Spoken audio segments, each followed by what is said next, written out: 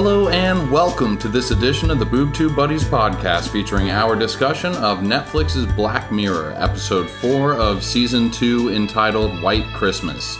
I'm your host, Foxman, and I am joined by my beautiful co-host and my wife, Bethany. What up, Bethany?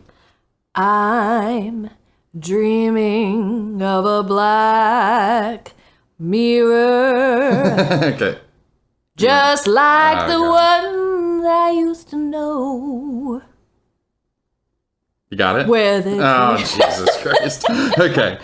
For those of you joining us for the first time, you can follow us on Facebook, Twitter, YouTube, Instagram, Reddit, or our website, www.boobtubebuddies.com.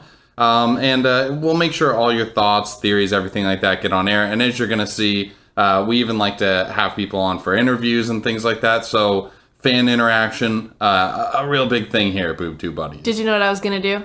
Did you know I was going to wait for you to start talking and keep singing the song? I figured you were, but I started staring daggers at you, so I didn't think it was going to happen. So we have two special guests that are going to come on this episode with some pre-recorded bits. As always, we have Michael doing Preach or Don't Preach, which you'll hear on the tail end. And about the halfway point, we sat down with Kristin, who is the other half of Bethany's Boob Tube Betties. Boob Tube Betties, exactly. We'll be coming back next month with Big Little Lies, and we're super, super excited about reviewing that. Yeah, it's been good having Kristin on 3 episodes now in the last week or two because of the best of episodes as well. Oh, right. And then, yeah, so she'll be rejoining us full-time for Big Little Lies on HBO next month. And we got a couple of new fun segments, too, that we'll be adding to the Boob Tube Betties. Yeah, one of which regimen. just got sampled for the first time on Taboo, which is the other show that we're running right now. We just did the first episode. It's an FX original with Tom Hardy.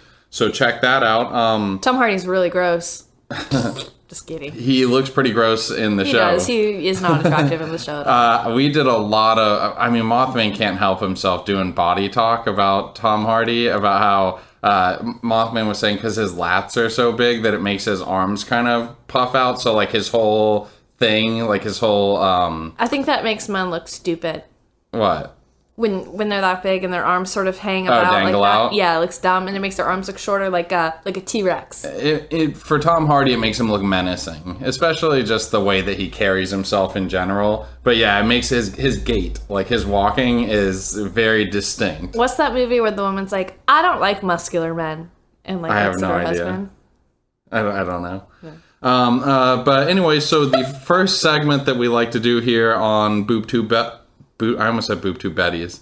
Hey. The first segment that we like to do on Boob Tube Buddies is called Summon It Up in a Tweet, which is basically 144 characters or less. We just sum up the episode. So without further ado, here is Summon It Up in a Tweet. Oh yeah, we're summon it up, just to summon it up. Summon it up, oh yeah, we're summon it up. Oh yeah, we're summon it up, just to summon it up. Summon it up and up. Tweet. All right. So Bethany, why don't you go ahead and lead us off with it? I'm going to admit I had a little bit of procrastination station over here, and I don't have a summon it up.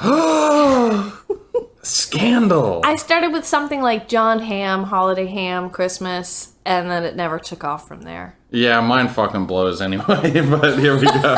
Because I also had a procrastination station. We sat down to hit record. I had Audacity up where we got the levels all adjusted, and I'm looking at my notes, basically just ready to start. And I had, for whatever reason, the Waldo moment, summon it up in a tweet in there. And nobody wants to relive that. So anyway, here is my last minute summon it up in a tweet. One of the biggest episodes of Black Mirror. Almost like 3 mini episodes. John hamming it up with his bro in a cabin, gets confession. Sad. And that is summon it up in a tweet. Alright, so what do you think about that last minute summon it up in a tweet? Not the best, right? Procrastination station. Doesn't it remind you of like the Bill? What's that?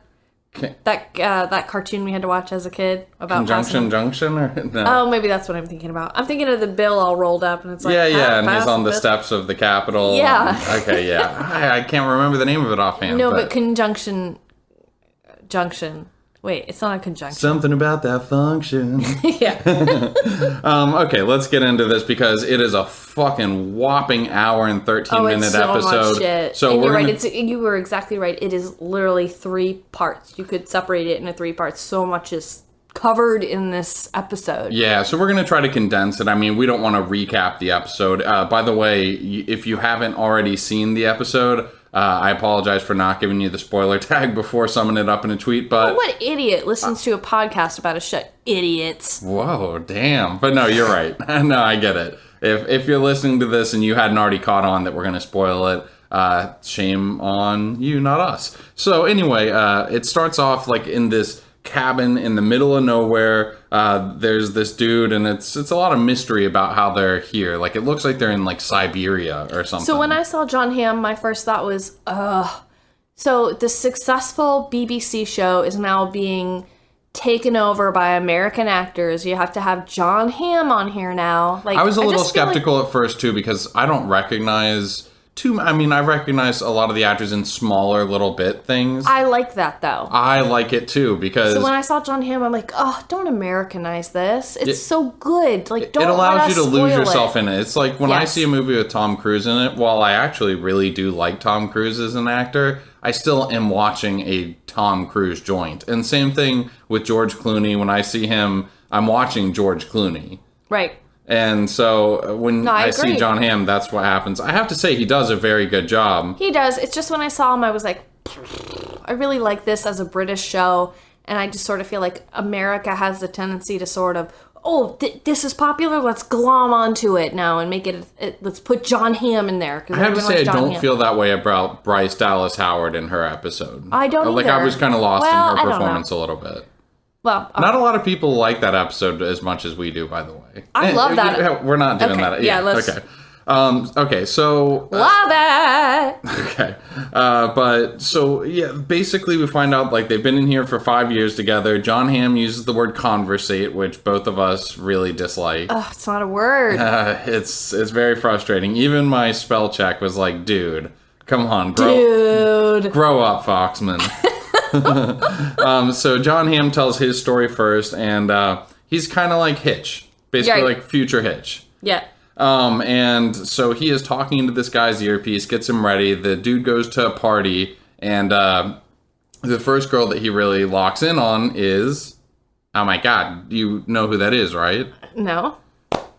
That's the wildling from... Oh, the wildling from Game of Thrones. Yeah, you mentioned that to me when we were talking the other day. I think because I can only think about one thing at a time. Did you notice when, okay, so John Hamm's helping him, but he also has like a panel of other guys sort of Yeah, one of them watching. is the Waldo. Or Yeah, vote somebody for has Waldo I or am something. Waldo. Is that what it is? I am Yeah. Waldo. I noticed I saw Waldo on there, and I was like, oh crap, I wrote that down real quick. Oh, okay. Well, Yeah. I guess we both did Nice that. try, man. Fuck me. So anyway, Did you hear he makes the joke about maybe he comes down her chimney? I heard the joke about maybe it comes down her chimney. It was part of the dialogue. How would I not have caught it? All right. Well, you just run the show then. Oh, Jesus Christ. Oh my God. You get 2 Bud Lights in this girl, and this is what happens. Don't shame me with my Bud Light. I mean, see, yeah, you couldn't go for something a little bit more crafty or highbrow? All right. Okay. So what did you think about this whole service? You didn't... we kind of talk about it with Kristin in the interview later, but you don't find it at all creepy that he's using a service where guys are watching through the lens of his eyes as he's picking this girl up? Oh, I totally do. I totally do. I appreciate the service, and I think if I were a single woman, I might need the service because I would be a terrible single woman. You know I would be. I would be oversharing things like, guess what I dreamt about last night? I dreamt I had ticks all over my body and I was squeezing them out. That's like, true. I That would did be- happen. You're literally oversharing that right now. Yeah, like I'm an overshare. So this service would do well for somebody like me. But, I mean, you know, as some you don't know what you're getting. So if that's what you thought a person was and they turn out to not be that way, blah, blah, blah. But what I thought was funny about it was that they were telling him he liked the girl whose name was Jennifer. And they told him, well, don't focus on Jennifer. Focus on Amy. Yeah, and then that'll cause her to kind of lean in. Nobody wants to be excluded. See, I hate that. because it just makes women seem so, like, oh, it's just a terrible look for women. Like, oh, if he's not Makes him seem needy? If he's not paying attention to you, then it makes you attracted to him. I don't relate to that at all. I would never fall into that trap. If a guy came over that I thought was funny, wasn't paying attention to me at all, was paying attention to Amy, I wouldn't stick my neck out for him. Like, I would just move on to another guy that maybe thought I was actually funny, not a guy that was playing games. That wouldn't work for me. But you wouldn't know that he's playing games. I don't know. What I would think is, oh, he's not into me. He's into Amy. Moving on. That wouldn't be something that would pull me in, which is probably why I didn't end up with some asshole. I ended up with a really good guy. Yeah, not playing the games. Yeah, like that just wouldn't. Oh, and thank you. Oh, you're welcome. I somehow didn't even catch that was a compliment in there. Yeah, you're welcome. Because I'm usually just like hurling insults at you. Yeah, on the podcast, yes. Not in actuality, but definitely on the podcast. So what do you think about the horse story? What do you think about that tactic? You remember? Because they're like, okay, now tell her the story. So he's like, so there's this guy outside shirtless riding a horse, and then he starts telling that story. You don't remember that? I remember that. I don't know how. John Hamm also tries to pull the exact same line Yes. on, what's her name? Una? Yeah. Yeah. Yeah, I got it? Yep, on Okay. the character Greta. Yeah, okay, Right. that's what it is. Yeah. Yeah, no, I don't think that would work on me. I think I would be confused and sort of laugh awkwardly and think, oh, this is a shtick. Yeah. And I'm not somebody I don't like shticks. Yeah, I mean... I like somebody who's authentically funny, but I can sniff out a shtick. Okay, I mean, but he's telling this story as if it's not a bit. So then know? I would think he was making fun of me. Okay, because you would think that he was just mocking you with the story that's very clearly untrue? Yeah. Okay, all right. What do you think about just the whole, in general, the pop psychology that they're using to You know, I pick up think artist shit? they call it pop psychology, but it does hold true, even on a, whether it's a very shallow surface level. A lot of that. But you're saying, like, none of this would work on me. I don't think that it would work on me. Don't you think that that's what everybody watching thinks? Maybe you're right. I know myself, and I don't think that paying attention to another girl, just thinking about my own past history would never make me into somebody at all. That wouldn't draw me in. I don't have that. So, but I do definitely understand what he is saying, and I know that that does happen. And so I definitely think that there is relevance to what he's saying. If anything, he gave the guy if we're talking pops, a pop of confidence so that he was speaking in full sentences. He sounded confident. He sounded charismatic. Yeah. So what he was doing was helping him, for sure, get where he wanted to go, I suppose. Yeah, and this is all kind of being peppered in with moments of pulling back from the narrative and showing the main plot line, which is John Hamm and then the guy, I think his name's Joe, right? That's in the cabin. I don't know. In Joe, yes, Joe. I was going to say, in an thought you hour and meant 13 minutes you didn't get it? Yeah, his name's Joe. I'm almost positive. Okay. I thought you were talking about the guy he's giving advice to. Oh my god, you know who that is, right? Joe. Shut your fucking mouth. So it keeps pulling back to Joe and John, and John Hamm's kind of like explaining it all, and the guy is noticing some things around the cabin occasionally throughout the episode that start to add up. Yep. The clock is the first one, right, with all the birds on it. Right, and we find out later that the cabin is the remake of Beth's father's kitchen. Yes, but it starts off as a sublimated version of it, yes, and then towards the end it becomes like the actual depiction of it. I feel like whoever does these shows, I know it's Brooker, but there's different directors. Yeah. They really love J names. Because in the Waldo, there was Jamie, Jeff, and John. And then in this episode, we've got Joe, and I don't know John Hamm's name. Did they call him John? And then Bing and Waldo and... No. I do think that J is like one of the most common first letters for men's names. Don't you think? I know, but in one episode to have 3 J names, that's a lot. I gotcha. It's a little much. All right. Anyway. No, I'm right there with you. We can skip through some of like the rest of, like, we've talked about the whole seduction part of it, but essentially she starts to like kind of loosen up a little bit. She's in on it. She kind of wants to, and And also, she catches him at one point talking to himself. Yeah, but in all the quotation voices marks. in his head. Right, which, that's the only issue that makes Ham and Associates guilty, is that they were talking to him, so he looks as if he's talking to himself. So if you were thinking, like, well, what caused all this? She thought he was talking to himself. You know what I'm trying to say? Like, I know what you're trying to say. I don't know if I necessarily agree. I'm just saying, like, would it have happened? Or would it not have happened with... It seems like she was in on bringing him back to the house regardless. Okay. But I do see what you're saying, because when they get back there and she starts what going I'm saying crazy... is, like, if he were on his own... Yeah, I get it, because when they get back to the house and she starts going crazy, she says something to the fact of, yes, I have them in there too, the government, they're talking through my head. So it is like that might have been the tipping point. Yeah. But if she's like that anyway, and it seemed like a lot of the things he was saying she was reinterpreting as not leaving the job, but just kind of like leaving this life behind. Right.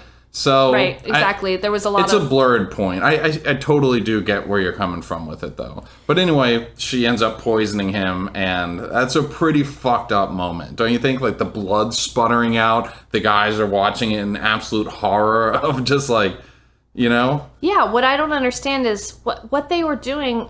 I know later in the episode they say it was an illegal service, but if you saw it happening, why wouldn't you call emergency services? Why would... Like, John Hamm's like, wipe and erase, guys. Get rid of all of it. Like, yeah. Let's get rid of all of it. Why wouldn't you call 911? Even if what you were doing was illegal, you're not going to, like... I don't know why you wouldn't call emergency services. He seems to know, because of his day job, this ZI thing that they have. Well, ZI. Yeah, I know, but I watched the whole thing with closed captioning. And they say ZI? It says ZI. And they actually say ZI, so the captioning says it. I know, but it's ZI. But the thing is, we're watching a British soap, Bethany, so when in London, okay? All right. Okay? All right. So, I don't know why you're giving me stink eye the whole time. Give you 3.5 Bud Lights, and this is what happens. Oh, Jesus Christ. So... Yeah, I do agree that they probably should have called, but, sometimes Whatever. you get caught They with your don't. pants He down doesn't. in a moment, you just want to cut and run. Sure, he's got a wife and a kid that we find out that don't know what he's doing, so that's fine. That's why he did it. And so he runs downstairs, the wife hears him, and he looks guilty as all hell when he goes, And he tells her, I presume he tells her, and she blocks him. Yeah. What a fair weather wife. Yeah, agreed. But... I mean, maybe their relationship was already on the rocks a little bit anyway. Like, you don't know what predates this moment. Maybe, but if... You hear the snoring? Of course I hear the snoring. Fucking pugs. I wouldn't leave you for that. Yeah, but, I mean, again, a good Yeah, fuck her. Again, like, a happy relationship, I'm sure is not where this was ahead of time. What I will say is the ability to block you would be incredible. Like, after I say something snotty, I would love to just block you so I didn't have to hear the response. I feel like the block itself would increase divorces so much. You think? Definitely. The thing is when people block, their faces seem to calm down too. So does it just merely block that person, or does it sort of dull what was going on with that person? I did not get that at all. It seemed okay. So there's no memory part of that. So when they're blocked, you still remember everything that was going on. It doesn't necessarily blur any of that. I think it's just an audio visual sort of thing. Okay. Yeah. Okay. I just didn't catch anything that seemed like it was past that. I mean, because he thumbs through the photos, he's remembering her acutely. I'm talking about her reaction. Like, she blocks him, and it almost seemed like there was a blank look and like a sense of relief washed over her, which would have happened on its own, I suppose. I just wonder if maybe there's some sort of dulling of what had just happened. You know what I'm saying? Yeah, I know. I just didn't see it. Maybe it happened, but I didn't catch that at all. Either way, I don't think it would be important, just like a cool little part of the show. Mm-hmm. I would love to block you. I don't know why you're doing this.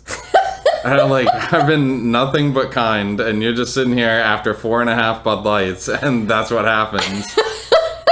No, the discussion about dinner, like, what do you want? What do you want? I would just, like, block you and make you pick. Oh my god. So if I just start going out and grabbing dinner, that's okay? Yeah. Okay. All right. Fine. I'm putting that one to the test. I already see you regretting it, but fine. Let's live that one out a little bit and see how you feel. Okay, so we're back at the cabin. Nice. Turn and deflect. Okay, so... Then Ham gets into what his actual job is. Yes, so now we're into part 2, and we... Exactly. Oh, and Joe, the other guy, is like, kind of guessing at some of the jobs, and one of the things he guesses is marketing person. Yeah. It's kind of funny considering what John Hamm is most known for, which is Mad Men. Yeah. Which is like a marketing... he's like a marketing guy. Do you think that was a nod to that? I felt like it had to have been. It's pretty tongue-in-cheek. I have a funny joke coming up. Do you want to let it go now? No, it won't work until we get there. Okay, why did you announce that? It's funny. Man, you should not have said that. That's so much pressure to your joke now. Aren't you nervous? No, it's funny. Okay, all right. You got a lot of confidence with it. I respect that. So we get Greta, and she is in this very white facility about to go into an operation. Right? Yeah, I know who that is. The sister of Tom Hardy in Taboo. Yes. Which we're covering right now. Check it out.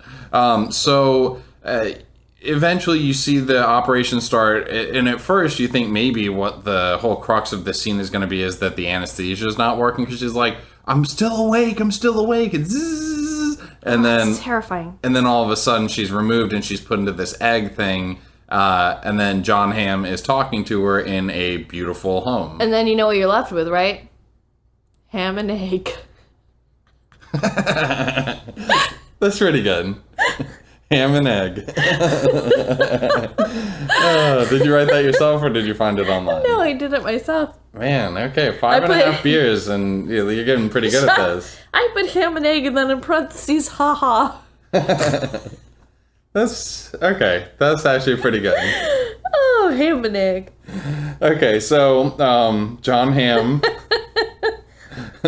is talking to her and kind of explaining, like, I'm here from Smartelligence. I can't say it. It's a really bad name. No, it's Smart-Telligence. Yeah, Smartelligence. Smartelligence. I don't like that at all. That sucks. Because doesn't intelligence just mean smart? Like, basically. They might as well say, like, eggtelligence or something. That would be... Well, no, that would probably be more stupid. But it's really bad. Smartelligence. Yeah. So he explains the whole service, and she is fucking freaking. But I hope someday I have Smartelligence. Oh, that's really offensive. Yeah, Jesus Christ, Bethany. Ooh, can we edit that out?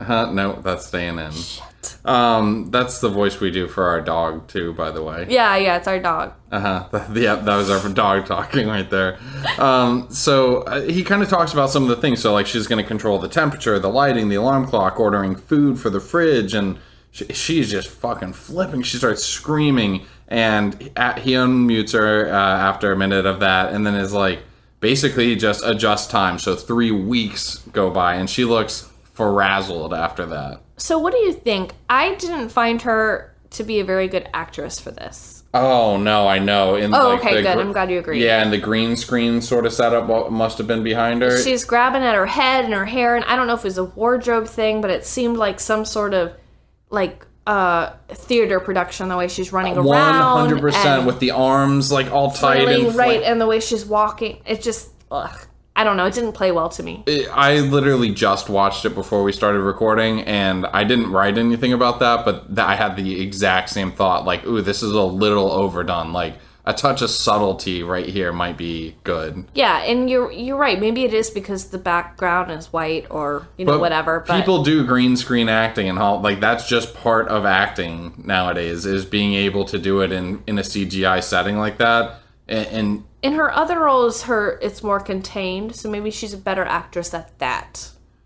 Maybe. That was... I mean, and I didn't find her to be bad at any of the other parts. It was just that moment, specifically panicking. Actually, no, basically anything in the egg, now that we're talking about it. Yeah. Because, like, even when she's looking up at him afterwards, after the 6 months go by... She does all the stereotypical things where, like, when you're feeling crazy, you grab your hair and pull your hair hands at the side up. of the temple, too, a little bit. And, it was really on the nose. Okay, I'm glad you thought that. Yeah, it was not excellent acting. Yes. No. She's really hamming it up. Oh, stop it. Oh, my God. Okay, so anyway, she ends up agreeing to it, and... Digital Greta is just kind of running the day, and I just...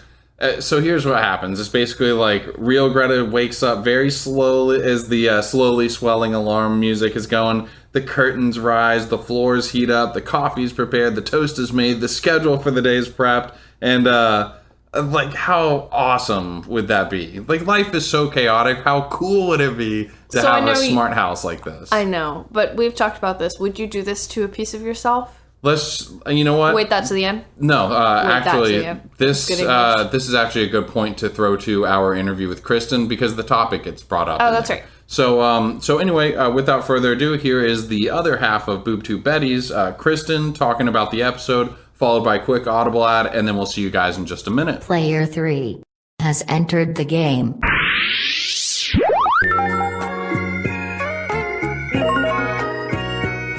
All right, Foxman here, and I am joined by both Bethany and Kristin, who Kristin you may remember from the American Horror Story podcast, Gilmore Girls, and the Rocky Horror Picture Show. And in 2017, which I guess now is this year, that's weird to say, she's going to be covering Big Little Lies with Bethany. Actually, together you guys make up the Boob Tube Betties, so what's up, Betties? Hola! What's up? Yeah, so how many episodes have you seen of Black Mirror so far? Because I don't think you've watched the whole thing yet. Okay, gotcha. Which ones? I did the first 4 and then skipped to Name White them Christmas. and their date that they were. You know what's so funny is all those are actually 2014. Yeah. Oh, are they? Yeah. Okay, gotcha. So you've seen National Anthem, 15 Million Merits, The Entire History of You, Be Right Back, and White Christmas. Absolutely. What's your favorite of the 5? Did you see White Bear? No, only 5. Okay. What's your favorite of those 5 so far? Favorite of those 5, I don't know. I really liked White Christmas. Okay, yeah, it's a really good one. It's I rated really liked well. it. It's hard to pick, honestly, because Yeah. they're all so different, yet so, like, eye-opening. Yeah, this episode's almost like twice as long as some of the other ones. Yes. I'm okay with that, though, because It's worth Mama it. likes some John Hamm. Oh my god. When you told me to do the White Christmas one and it started, I was like, ooh, hello. It's like the show started to get some momentum, and America had to like put its big fat paw on it and take over. And Yeah. John Hamm had to be in it. That's true. Oh, whatever. You love John Hamm. I fucking love I was gonna John say. Bethany? No, Ham honestly, and bubbly. least Oh, favorite gosh, would be Be love Right that. Back. Okay, yeah, I was going to ask you that. So Bethany and I really like that one, but that's not your favorite? Here's the thing. I don't dislike it. I've actually loved every episode I've seen. Yeah. I just, there's something it's something macabre in me that I don't like going back to that sort of thing. Yeah, I gotcha. It's definitely a controversial episode. Yeah, the pig fucker one of those is probably my least favorite one, but that's only because it doesn't incorporate technology the way that the other ones do. Well, it's imperative for me to talk about pigs. Oh yeah, well hey, you have Ham. You have John Yeah, Hamm. oh, there we go. All Yeah. right, we're good. Ham and bubbly. So you got your favorite, you got your least favorite. Let's talk about White Christmas a little bit. So this episode is really like a 3-parter. So you have Matt, John Hamm, who's the dating coach. You have him. He's Hitch. He's Yeah, Hitch. he's Hitch, exactly.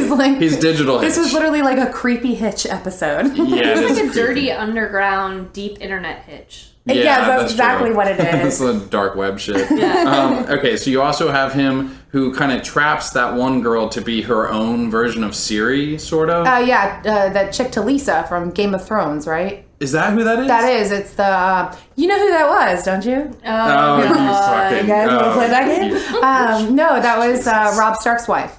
Okay, gotcha. Oh, that's interesting. I knew I recognized her. And I it was couldn't pin it. terrifying. That being trapped. Oh, for months at a time too. Okay, Please don't. ugh. And then so you have the other guy who he's in the cabin with at the Joe. beginning, Joe, and Beth, who's the girl that he's dating or whatever. And then she gets pregnant, and then she just ghosts him. And then you find out in the end, after she's died, that the kid wasn't even his; it was the Asian guy. Mm-hmm. And then he kills the father-in-law in like a moment of rage.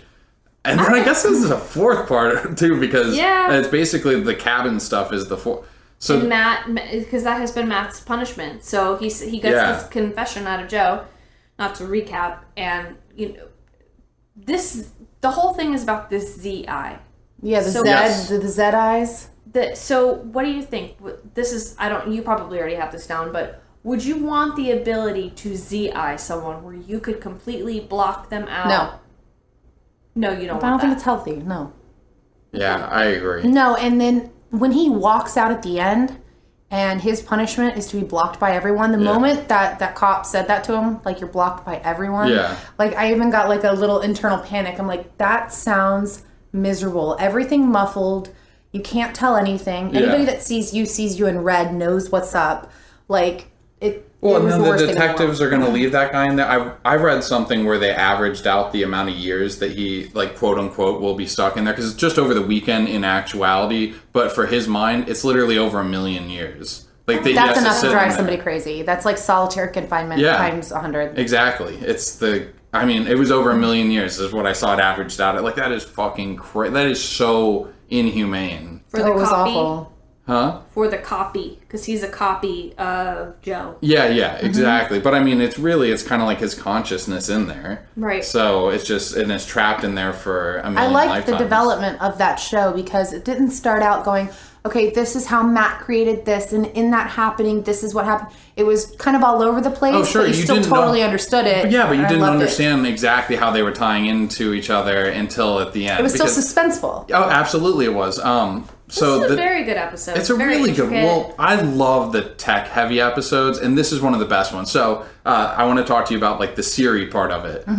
And both of you, if you had the option to do this, I mean, how sweet would it be to have your house, basically, like every aspect of your life in your house, ran by something that understands you through and through, also knowing the fucked up side of it. Okay, so this is what I consider a Foxman hypothetical, which Okay. I get all the time in life.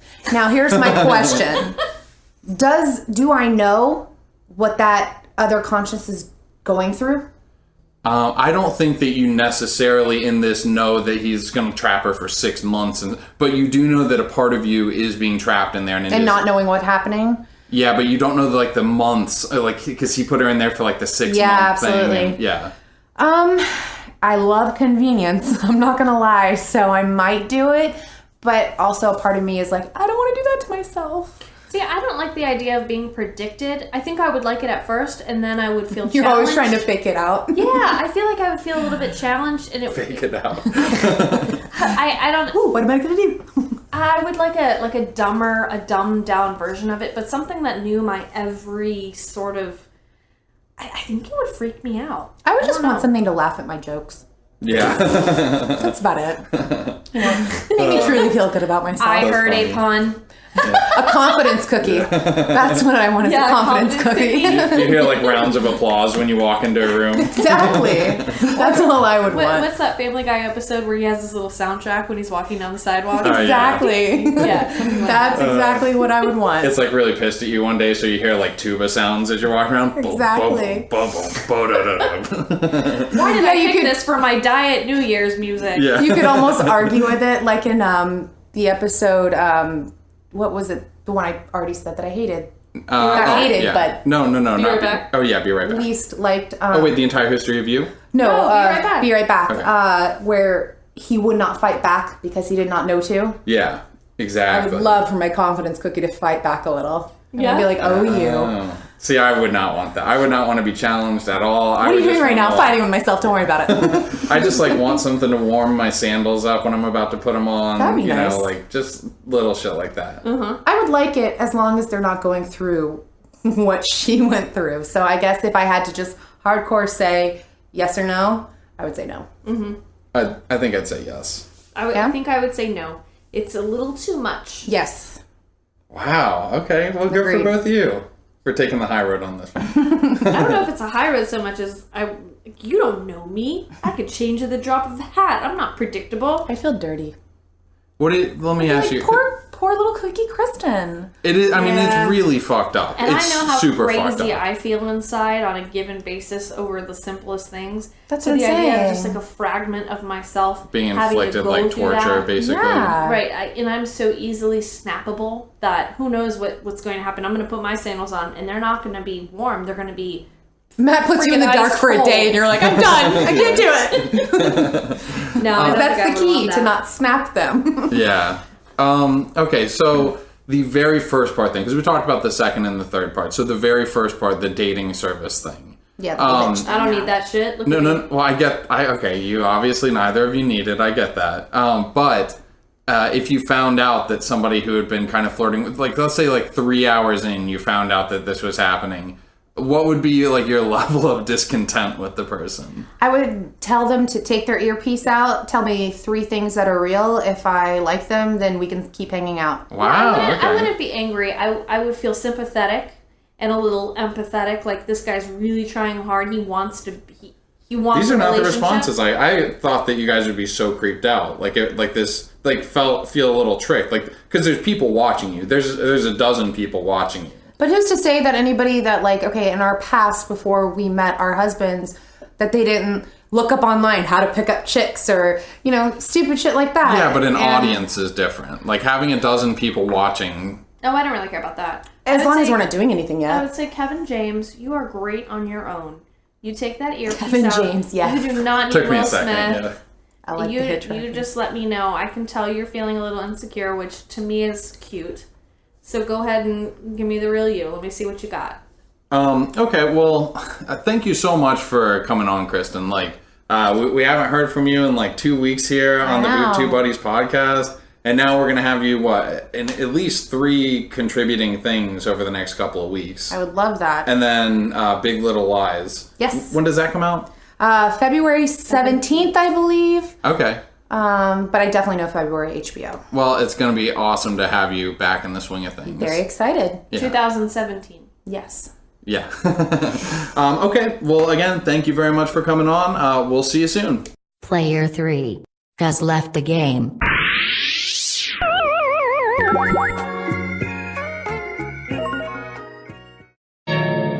Hey there, little buddies. Mothman here. This may be the last Audible ad I ever get to do. I made a terrible mistake, and I'm afraid I can never take it back. I listened to the Necronomicon by H.P. Lovecraft on Audible. I just wanted a few scares. I just wanted to have a good time, but instead, I unleashed something terrible and beyond the realm of human comprehension. I don't know how much longer I can hold on to my sanity. It seems as if there's only a thread left. Please, tell my family I love them, and whatever you do, for the love of all reality as we know it, do not go to audibletrial.com/Boob Tube Buddies and try it free for 30 days, or you too might come across this terrible book and lose all that you hold dear. I can't even bring myself to say my catchphrase because I just don't know if I'll see you next time, little buddies. Okay, so now we get the third part of the episode. And you know what? Hold on. Let's not skip pleasantries here. Thank you so much to Kristin for coming on and doing the episode. Oh, fuck her. Damn. Oh my god. Just kidding. I love her. Absence has not made the heart grow fonder, apparently. I see her all the time. I actually do miss her coming on a regular basis Me and too. doing the stuff. So I Big can't wait Little to get Lies back is to going to it. be cool. Yeah. Okay, so anyway, part 3. Joe's story. Yeah, Joe's story, exactly. So it's him and this girl. I can't remember her name. It's not one that rolls off the tongue. Her name's Bethany. Yay! We don't see a whole lot of those in on TV, right? Bethany's? Yeah. Yeah, she's a much prettier Bethany. But she's like the Oh pretty... my god, here we go again. No, I'm just saying she has brown hair and brown eyes. But a much prettier version. But she goes by... Oh my god, 7.5 beers and this is where we're at. Can you believe, by the end of this, I'll be at like 12.5 beers by the way you keep saying... Sincerely. I've had 1 beer. How many before, right? Anyway, she goes by Beth, which I don't go by. You do not like going by Beth. My family calls me Beth. Like her dad calls her Beth. Bleg. So they go to a karaoke bar, and he is getting slammed. And by the way, she gets up and she sings the Boob Tube Buddies intro song. Right, from 15 Million Merits. Well, and our intro song. Right, but it's our intro song because it's from 15 Million Merits. Okay, you can blame me, try to shame me, but still I'm there for you. Is she singing it? You don't like that. No, I'm not even going to acknowledge. Is she singing it to the Asian guy? You can only really tell that when he is flipping out at the end, looking back, thinking about her and Tim, and then you kind of see that a little bit, like that she's tearing up looking at him, but you don't get that in this moment. You just get that he's drunk and has to be basically carted out there.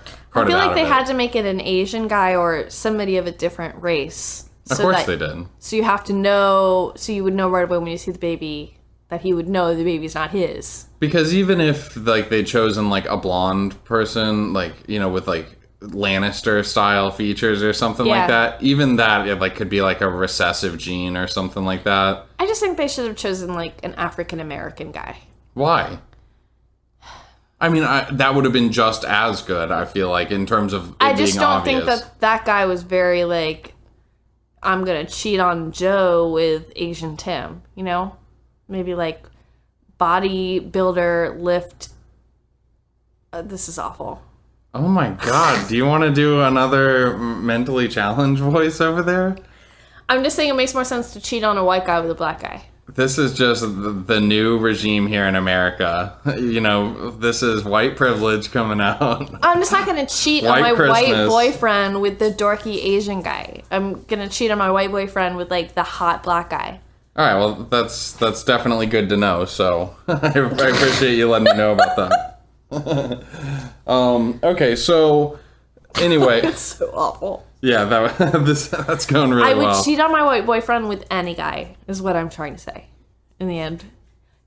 Asian, Indian, a small person, black guy, other white guy, Hispanic guy, any guy I would cheat on my white boyfriend with. Oh, God. Okay. All right, well, I hope that you feel good about the hole that you just dug right there. So after everybody goes home for the night, she goes to sleep and he's tidying up and he sees another throwback to another episode, the pregnancy test with the cute little baby on it. Yeah. But it's jammed down in the trash can. So he goes in, he's all excited, and she just stops him short with, I'm not keeping it.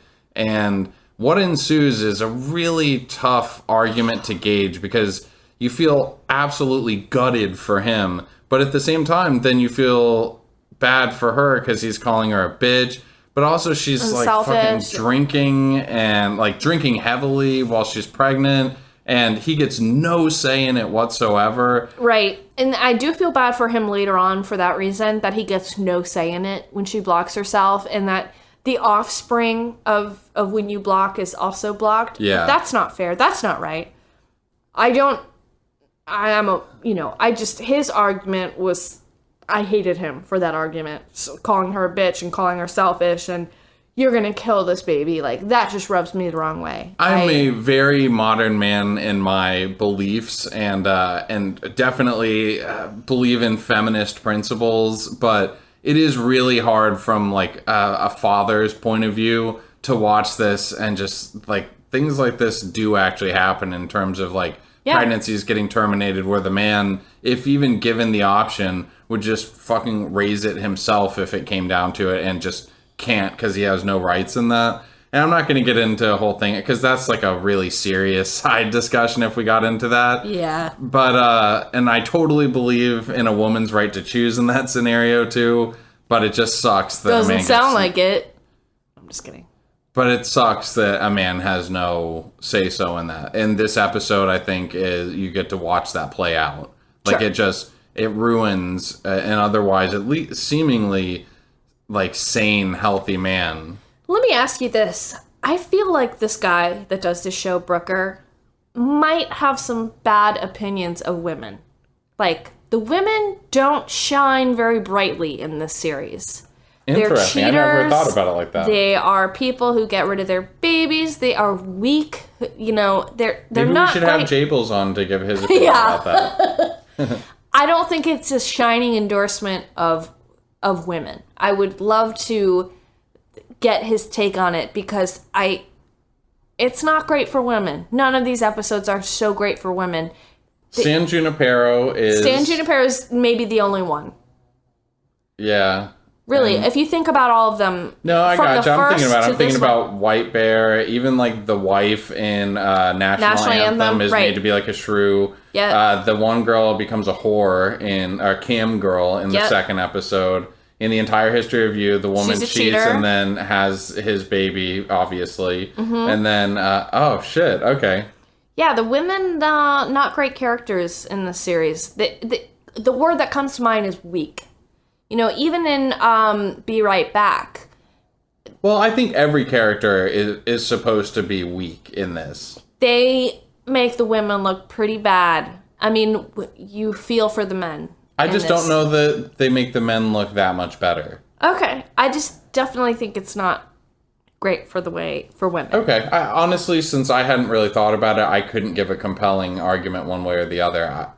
I have to say I hadn't noticed it, but when you say that and we're going back through, the female characters definitely are like that. But I'm thinking about the men characters, and they are fucked up and flawed in a lot of ways, too. In all the episodes that we mentioned, there is a male counterpart that is also fucking twisted. The men seem like they've been hurt and burdened, and that's why they lash out.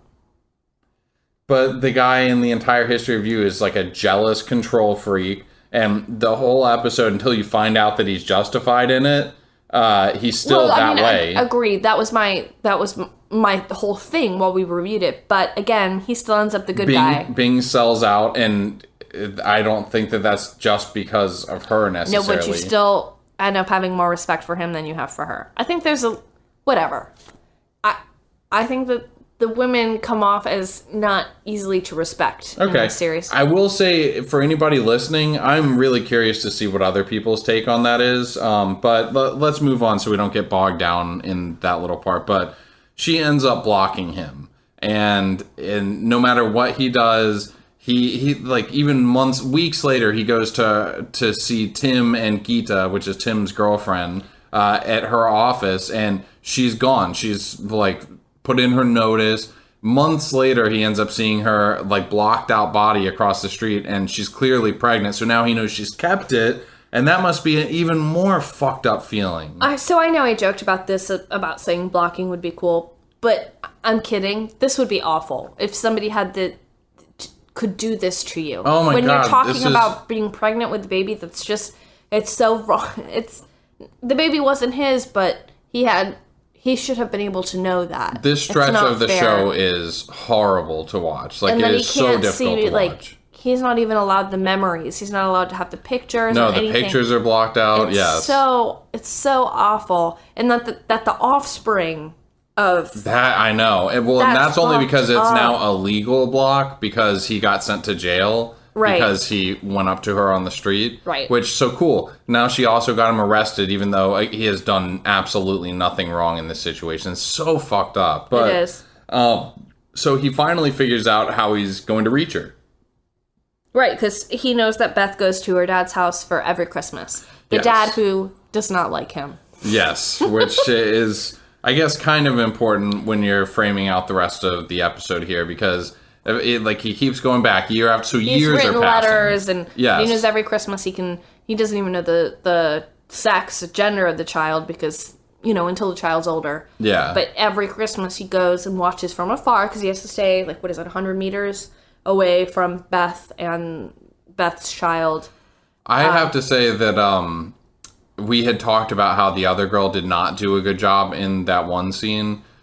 This actor, I thought, did a great job here. And maybe, again, because I'm a father, these scenes were a little more poignant. But when he finally realizes that he's looking at the silhouette, the pixelated silhouette of his daughter, because you can see the hair, and just the look on his face as the realization sinking in. I thought he did a good job. Oh my God, yes, a wonderful job. And he didn't oversell it either. He's not bawling in that moment. It's just the eyes watering and then just the open expression of his face. Very good. Excellent performance. And so you love your little Trumpy. He's just fucking fascinated. I find myself every day going in to read about the newest scandal.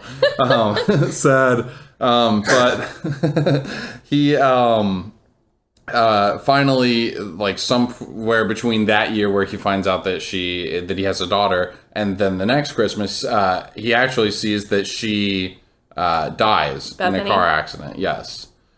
Which turns the block off. It does. So that was that. Like, this is like his opportunity. There's actually a silver lining here. And by the way, when he's watching that TV program, and he's like scrolling through channels or whatever, you actually see some of the shows you see on 15 Million Merits. You see these famous pop stars singing. Yep, I had that down too. Yeah, so that's funny. Like a very Another clear tie-in. Yeah. But so anyway, he decides he's going to go back, and then that's when he sees the daughter playing outside. Asian. Yeah, she turns around and she is definitely not his, and he just like it's like something inside him snaps. So she goes in the house, and he just kind of like wanders in a daze, sits down. The grandfather's like, "What the fuck are you doing here?" You hear the That's theme. pretty good, Yeah, right? and you hear the you theme. don't care. You don't give a shit. You only like my Trump impressions. You hear the theme song playing again. I feel like when you were just still back at just 2.5 beers, you would have given me big ups for that. Okay, just so everyone knows, I've had one beer sitting here and it's not even half empty. So ignore him. Who are you, Brooker? Damn. Hating on women? Oh my god. Next thing I know, my Asian boyfriend's gonna come through and my robot black boyfriend. Robot black boyfriend. I'm just combining themes here. Who's the robot? From Be Right Back. Oh, okay. And why is he black? Because he's Bing? Yeah, he's pink. Okay, gotcha. Okay, that's cool. So at this point, they get into an argument about it, and basically, it's not even an argument because the Joe is just like, I want to see my daughter. I want to see, and he just keeps, and then the guy has a knife. He sends the daughter up, well, The granddaughter? the girl up, yeah, his granddaughter upstairs. He and then, sees the bird clock. yes, the bird clock. Good point. Yeah, and then he gets bashed over the head by the Well, globe. he gets bashed over the head because he's like, "You have no daughter here." Yeah, then he's like, he whoosh. turned into Gandalf all of a sudden. Yeah, You that was a shall not. terrible accent. But he has the snow globe and he hits the dad with the snow globe, which comes into play later. It just happens to hit him just at the wrong part of his head, and just he dies out. It's just like that movie with Diane Lane and what's his face, where she's having the affair, and then the husband goes to the Latin lover's house and finds the snow globe and hits him on the head and kills him, and then he and Diane Lane have to hide the body. It was a huge movie. I love that movie. Is John Cusack in it? No, it's Richard Gere and Diane Lane, Oh, and then some handsome Spaniard. Indecent Affair? No, that's not what it's called. Indecent Proposal? No. This came out in like 2006 or something. The Affair? Maybe it's called The Affair, but that's what it's all about. Okay. Yeah, I vaguely remember that. Anyway, he hits the guy with the globe It's a and kills snow him. globe. Snow globe, right. Oh, okay, that's interesting. so that's what you do when you find somebody has betrayed you. Well, it doesn't work out very well in that one, does it? The guy dies. Yeah, but I'm saying, like, does he get caught? Do they get caught? We don't know, because they cover up the murder, and then the last scene of the movie is them, like, at a stoplight with a blinking red light, because they're going to, like, run away, but you don't know what's going to happen. Okay, but still, it doesn't seem like it goes well. Does not seem like it goes well. Okay. So maybe just, like, divorce the person and move on? All I know is I wanted to have a snow globe collection, and I nixed it. I don't even understand. How does that joke tie in? Because I didn't want you to kill me or my lover with a snow globe. God damn it. 11 beers in and you're just off the goddamn rails. Okay, The so... pizza guy comes to deliver pizza, and you're like, "You motherfucker!" Yeah. I'm like, no! Okay. So... at this point it kind of pulls back and we see like John Hamm is at, oh wait, no, well, first off, he admits to John Hamm, like, we're back in the cabin, And John Hamm makes him say, "Are you admitting it?" and or things something? start changing Are you in the confessing? cabin too, like it starts becoming more like the dad's- grandfather. Yes, Yeah. exactly. So and then we find out that the girl died, out in the snow as she, like, after days of sitting there, she finally gives her grandfather the gift and then walks out to go get help and dies. And now we're seeing her dead body outside of the cabin. Another quick question. Before he gets to the cabin, Joe, they show a clip of him being homeless. Why does everyone in these shows end up homeless? Like Waldo moment? Yeah. Why is everyone ending up homeless with a beard? It's weird. It's a stupid thing. Yeah, I don't know. All right. Anyway, just a little aside. I don't know why that's has to be what happens when people do something bad. They're all of a sudden homeless with a beard under a bridge. Yeah, like that's just like too easy of like a exactly. transitionary It reminds thing me that of they use. Annie. What, the show or the movie? The play. I've never seen Annie. Nothing like that happens in Annie. It just reminds me of Annie. Okay, that's a sweet example. Anyway, after he gives the confession, it pulls back. Well, first off, John Hamm's like, boom, told you I'd get it. Like, You mother. Fuck yeah, you. Suck it. All right, I'm coming out. And he's like, sorry, Joe. And then he comes out. And first the detective goes to real life Joe because this was just the cookie. Now we know. And so it's like, yeah, fuck you, bitch. Like, keep not talking. We still got your confession from the thing we pulled out of you. And have a Merry Christmas. Does he say fuck you? No, okay. I don't think so. And it's the woman detective anyway.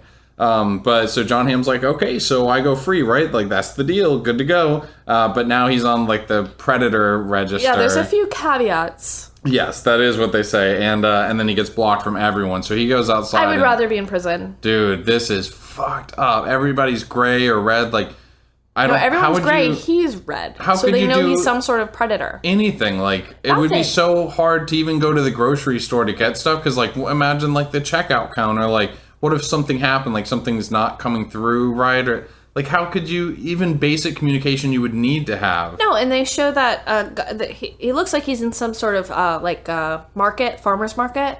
Yeah. And one of the merchants grabs a snow globe and is holding it like he's gonna like defend himself from the guy in red. You know, like, no, just I would rather be in jail. Also, why does he come outside of the police department and he's in like a fucking bazaar all of a sudden? Like, why is it a market right outside of the police station? I don't know, but that's not where you would want to be if you were him. You'd want to be somewhere completely isolated. How is he going to make a living? He's not. He's going to end up back in jail anyway. Just put me in jail. Yeah, basically. I'll find a butch girlfriend and life will go on. And then they're gonna leave for the day, so they set the timer on his thing to go. What is it, like 1,000 minutes or 1,000 years per minute pass, and then they're gonna leave him for at least a day. Like, that's millions. Right. Oh my God. Didn't we read online what they said it to was basically I million mentioned years? it in the interview. Oh, sorry. So, but it's just like. So anyway, it ends with him. He has to listen to this terrible fucking "I Wish Every Day Could Be Christmas" or whatever it is song. The only thing for that would be millions of worse years. is if I was singing it through the radio. And he screams. The camera zooms in on the snow globe, then pulls out through a blacked out mirror And or it's like window looking rather. it is like looking in a mirror when you can see yourself through like Multiple times. Yeah, yeah. it keeps pulling back. Then you see the same image over and over as it's pulling back out, and that's how it ends. It is, oh man, it's a very twisted ending. So I've now seen this episode 2.5 times, and the most recent time after I watched it, I had trouble going to sleep. I was having those dreams where you think about like end of life, like what happens at the end. Like, this episode is so. It sticks with you. This is one of the ones that really is like hard to process, and you think about it for a long time. And a lot of big concepts, and then like there's so many things to take in here between like we talked about, like the father's rights sort of things. Like so there's that, but then there's punitive issues, and then there's like spying issues, and then cutting off a part of yourself and torturing a part of yourself to serve yourself. It's probably the most complex episode of Black Mirror. It's so heavy. It was like too much for my dumb brain to take in, so I couldn't sleep. That being said, it's one of my absolute favorite episodes. Me too. I don't know if it's in my top 3, but it's certainly in my top 5. I think, to me, it is my favorite episode of the second season. Okay. And I think that the only episode, I would say that San Junipero I prefer to it. and maybe 15 million merits, but I'd say that it's right on par with that. And then that's it for me. Like, those are my favorites. So it's definitely top 3. Okay. I don't think it's my top 3, but I think it's actually the highest rated episode online, too. That's because freaking Ham is in it. Oh, my God. You really think so? Yeah, I do. I don't think so. I think it deserves it. I think it's a very good episode. I like Nosedive better. I like National Anthem better. You really go against the grain. Those are not the popular ones. I know. I think National Anthem is definitely in my top 3. The more I think about it. When I tell people that they should try it out, I tell them, like, give the whole first season a watch, which is 3 episodes, before you make any judgments, because I feel like National Anthem could set the wrong tone for people to expect of the show. Definitely. Okay. That is going to wrap up the episode. I'm sure it's gone pretty long, but we're talking about the longest episode here. Let's talk some more. Again, thank you guys so much for listening. We'd love to hear you weigh in. If you have any thoughts on Charlie Brooker's... Wait, did you do Preach or Don't Preach? Huh? Did you do Preach or Don't Preach? Oh, snap. Good point. Yeah, man. Oh, Jesus Christ. Oh, my God. It gets so excited about the fucking episode. I totally forgot. Yeah. Thank you. All right, yeah, let's throw over to Michael for Preach or Don't Preach real quick, and then we'll wrap it up after that. Sorry for the sweet lead-in, Mike. Preach or don't preach.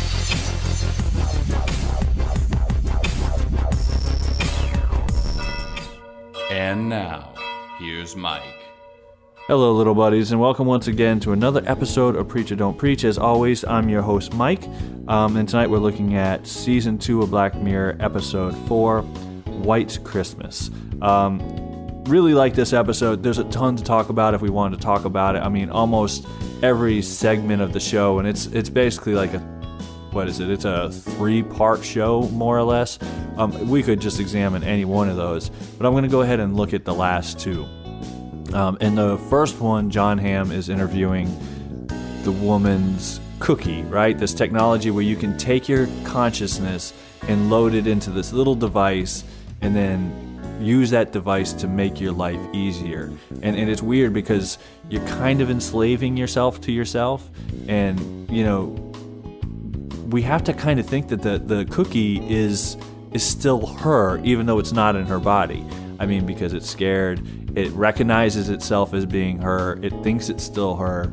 And the only way it comes into compliance is by basically John Hamm's character torturing it by, you know, subjecting it to these chunks of time where she's stuck with just complete isolation with nothing, just that blank white room, till finally she gives in and she does what they want her to do. And it's really creepy to think that you could do that to yourself. And the character of the woman that the cookie is serving in that particular thing is just a horrible woman, right? She's terrible, and not just for getting Robb Stark killed. She's just a terrible person within the context of the episode. But then we go and we get to the confession of the guy whose actions resulted in the death of that young girl. And we find out after he confesses that this is just another cookie. And we're drawn back to the prior question, like, if we were okay with what was happening in the sequence with John Hamm and the woman, like, we're like, well, it's just a copy of her, it's not really her, it's just a digital representation. Well, then, in this case, should that confession count? Because it's not really him confessing, right? It's just a digital representation of him. It doesn't have the physical connection to the world. It's lacking something intangibly human. And they're not actually getting the confession from the person who committed the crime. And interestingly enough, this goes back to White Bear, the police officers who leave the cookie and like crank it up to 1,000 years a minute and go away for their Christmas vacation. And I think I heard Adam say on another podcast that comes out to like 1,000,000 something years. You know, they're not punishing the guy who actually committed the crime. They're punishing this piece of him or this digital clone of him. And it's a really fascinating thing to think about because we can't be sure that this is actually punishment for the person who committed the crime. I mean, he's in a look like a sanitarium. It looks like he's kind of already gone crazy, and now they're just kind of joyfully destroying this device. But if we go back to the previous example with John Hamm and the woman, and we think in that circumstance where we feel pity for the cookie, that it does have a certain human quality to it, well then, fast forward back to where we were with the police officer, how cruel and brutal is that punishment for something that is separate from the actual person who committed the crime? I mean, Black Mirror is just this mind-blowing show. Easy for me to say, right? And it just, I love how it gets us to ask these kind of questions, and just to be able to, all the ways you can examine this show. And that's kind of where my mind is on it this week. Hope to hear from you guys. You know how to contact us. We're always excited to get your feedback, positive, negative, or otherwise. And I hope to hear from you. And as always, the unevaluated show is not worth watching. Peace out, little buddy. Preacher don't preach.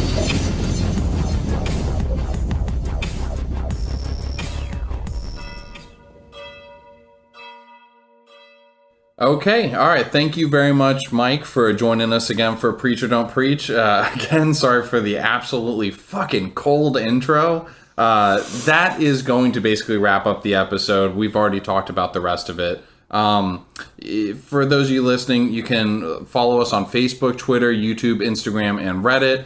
And if you could just leave us 5 stars on iTunes or Stitcher, that'd be cute. And tell a little buddy about it. I mean, that's really the most organic way that we can grow. We're not, we're not really doing this for a living or anything like that. So we can't like pour tons of money into marketing. Quitting your day job for it? Yeah, I did. But anyway, we really appreciate your guys' listenership and support. So Bethany, without further ado, would you like to tie a bow on this bitch? Just kidding. See you later, little buddies.